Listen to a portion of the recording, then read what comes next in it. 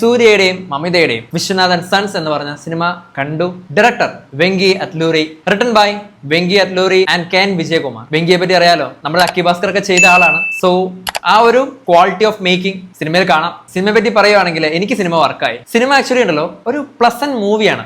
നമുക്ക് ഒരു ഹാപ്പിനെസ്, ഒരു എൻജോയ്മെന്റ് തരുന്ന ഒരു മൂവി ആയിട്ടാണ് എനിക്ക് ഫീൽ ചെയ്തത്. ഒരു ഫീൽ ഗുഡ് ഫാമിലി ഡ്രാമ കാറ്റഗറിയിലൊക്കെ പെടുത്താൻ പറ്റുന്ന ഒരു സിനിമ. അൾട്രാ റിച്ച് ആയ ഒരു ഫാമിലി, ആ ഫാമിലി സംഭവിക്കുന്ന കുറച്ച് കാര്യങ്ങൾ, ഇതൊക്കെയാണ് ഈ സിനിമയുടെ ഒരു ആകെ ഒരു ടോട്ടാലിറ്റി എന്ന് പറയുന്നത്. ഈ ഒരു റിച്ച്നെസ് സിനിമയുടെ ഉടനീളം കാണാം. അത് ഫ്രെയിംസിലാണെങ്കിലും എന്താ പറയാ, അവരുടെ ഒരു ഫാമിലി ബാക്ക്ഗ്രൗണ്ട്, വീട്, അവർ സഞ്ചരിക്കുന്ന വാഹനങ്ങൾ, അവർ നടത്തുന്ന ഫംഗ്ഷൻസ്, ഇതിലെല്ലാം ഈ റിച്ച്നെസ് നമുക്ക് കാണാം. അതിനൊരു റീസൺ ഉണ്ട്.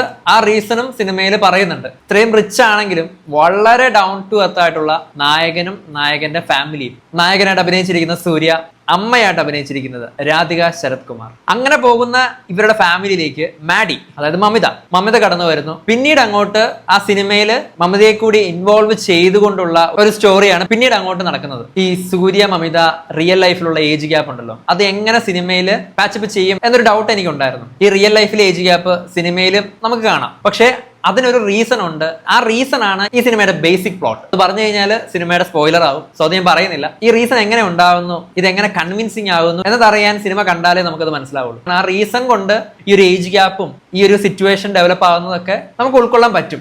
സൂര്യ മമിത കോംബോ ശരിക്കും ഒരു നാരോ ജേർണി ആയിരുന്നു. ഒരു പൊടിക്ക് അങ്ങോട്ടോ ഇങ്ങോട്ടോ മാറിക്കഴിഞ്ഞാൽ അൾട്രാ ക്രിഞ്ചായി പോകാമായിരുന്നു. സ്ക്രിപ്റ്റിന്റെ ഒരു ഗ്രിപ്പ് കൊണ്ടോ, ഈ ഒരു കഥയുടെ പശ്ചാത്തലം കൊണ്ടോ, അല്ലെങ്കിൽ ഇതിൽ അഭിനയിച്ചിരിക്കുന്ന ആക്ടേഴ്സിന്റെ ആക്ടിങ് മികവ് കൊണ്ടോ സംഭവം ഇവർക്കത് മാനേജ് ചെയ്യാൻ പറ്റി. ഇതുപോലത്തെ കഥാ കാര്യങ്ങളൊക്കെ നമ്മൾ ഒരുപാട് കണ്ടിട്ടുള്ളതാണ്. ഇത്രയും അൾട്രാ റിച്ച്നെസ് ഉള്ള ഒരു ഫാമിലിയും ഫാമിലി ബാക്ക്ഗ്രൗണ്ടും അതിലെ സ്റ്റോറീസും ഒക്കെ നമ്മൾ ഒരുപാട് സിനിമകളിൽ കണ്ടിട്ടുള്ളതാണ്. കുറച്ചധികം നല്ല ആക്ടേഴ്സ് ഉണ്ട്. എല്ലാവരും നന്നായിട്ട് തന്നെ ചെയ്തിട്ടുണ്ട്. സൂര്യ മമിത മെയിൻ റോളിലെത്തുന്നു. രാധിക ശരത് കുമാർ, നാസർ, ഇടയ്ക്ക് അനാർക്കലി ചെറിയൊരു സീനിൽ വരുന്നുണ്ട്. മൾട്ടിപ്പിൾ ഇമോഷൻസ് ഇവര് ഹാൻഡിൽ ചെയ്യുന്നുണ്ട്. അതിപ്പോ റൊമാൻസ് ആയിക്കോട്ടെ, കോമഡി ആയിക്കോട്ടെ, ഇമോഷണൽ സീക്വൻസുകൾ ആയിക്കോട്ടെ, കറക്റ്റ് മീറ്ററിൽ ഹാൻഡിൽ ചെയ്യാൻ ഇവർക്ക് സാധിച്ചിട്ടുണ്ട്. ചിലർക്ക് അത് ഓവർ ക്രിഞ്ച് ആയിട്ട് തോന്നിയേക്കാം. ഇറ്റ് ഡിപ്പെൻസ് അപ്പോൺ എങ്ങനെ ആളുകൾ ഒരു സിനിമയെ കാണുന്നു. ഒരു പോയിന്റിൽ സൂര്യ മാത്രമുള്ള ഒരു ഫ്രെയിം ഉണ്ട്, ഒരു ഇമോഷണൽ സീൻ. എനിക്കത് ഭയങ്കരമായിട്ട് ഇഷ്ടപ്പെട്ടു. ഇമോഷണലി എനിക്ക് ഭയങ്കരമായിട്ട് ആ സിറ്റുവേഷനിലേക്ക് കണക്ട് ആകാൻ എനിക്ക് പറ്റി. എനിക്ക് സൂര്യയുടെ മാസ് എലവേറ്റഡ് സീൻസിനേക്കാളൊക്കെ ഒരുപാട് ഇഷ്ടം അദ്ദേഹം വളരെ സട്ടിലായിട്ട്, വളരെ നന്നായിട്ട് ഇമോഷൻസ് ഒക്കെ ഹാൻഡിൽ ചെയ്ത് അഭിനയിക്കുന്നത് കാണാനാണ്. ഇത് എൻ്റെ ഒരു ഇഷ്ടമാണ്. എന്ന് കരുതി സിനിമയിൽ ഒട്ടും ഫൈറ്റ് ഇല്ല, വളരെ സട്ടിലായിട്ട് അഭിനയിക്കുന്ന സൂര്യയാണ് എന്നല്ല.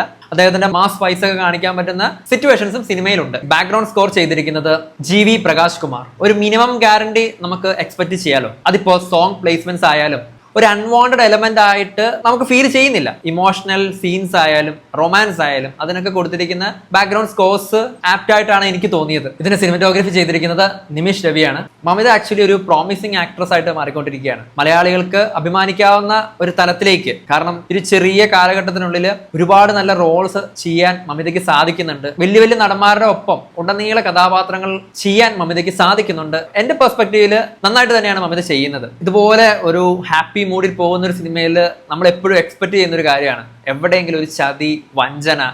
ഞാനും അതേപോലെ ഫസ്റ്റ് സീക്വൻസ് തൊട്ട് ഞാനിങ്ങനെ എക്സ്പെക്ട് ചെയ്തിരിക്കുമായിരുന്നു എന്തെങ്കിലും ഉണ്ടാകുമോ. അവിടെ എവിടെയൊക്കെ കുറച്ച് കാര്യങ്ങൾ ഉണ്ടാകുന്നുണ്ടെങ്കിൽ പോലും നെക്സ്റ്റ് സീനിൽ തന്നെ അതിനെ ന്യൂട്രലൈസ് ചെയ്താണ് പോകുന്നത്. പിന്നെ ഈ മൂവിയിൽ പറയുന്ന കൺസെപ്റ്റുകളോട്, ചില കാര്യങ്ങളോട് നമുക്ക് ചില വിയോജിപ്പുകൾ ഉണ്ടാകാം. അത് സിനിമയെ കണ്ടങ്ങ് ഒഴിവാക്കി കളഞ്ഞാൽ മതി.